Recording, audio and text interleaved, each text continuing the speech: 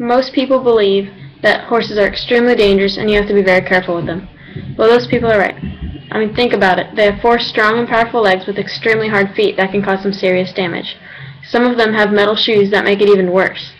They're about 1,000 pounds heavier than we are and can literally kill us in an instant if they wanted to. You can probably think that the people who work with these huge and intimidating animals and enjoy it are most likely crazy. I do agree with you that we are probably crazy, but not in the way you may think. Although they have many dangers, if you know what you're doing, horses can be a huge part of your life and you wouldn't be able to live without them. I was one of those people that looked at horse people like they were crazy also. That is, until I became one. Let me share a story from my personal life that may help to convince you to get into this crazy but amazing world of horses.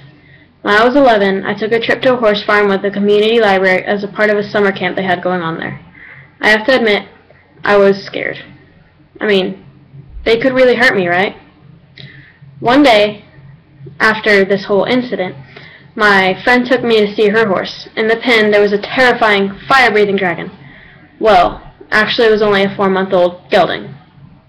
But hey, it was terrifying.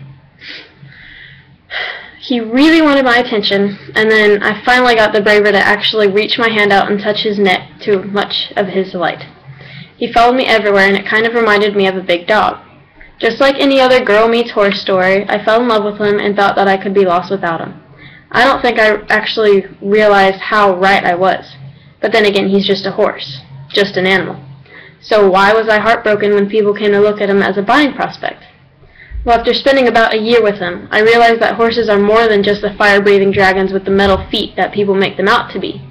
I got the chance to really bond with a horse, and it was that chestnut colt that seemed like he could actually see inside my soul and somehow make my day better no matter how horrible or even good it was. He didn't even have to try. I mean, it was just him being him that did it. After becoming the horse-obsessed, now 12-year-old girl I was, I got that interest in riding them. Now, being on the ground with the horse and actually sitting on the horse is a whole different story than I thought it was going to be. I was scared. I saw the movie where the girl would hop up on their horse bareback and ride into the sunset like it was no big deal. Well, let me tell you, it was a big deal. Eventually, I overcame my fear and realized that bond between horse and rider wasn't just something that somebody made up. It was real life, and I wanted to be able to do that with my own horses. It took about 2 years of serious riding before I was able to do that, but now I can jump, gallop, heck, even stand on my horse bareback. There is no greater feeling in the world than sitting on top of a horse and doing whatever you want.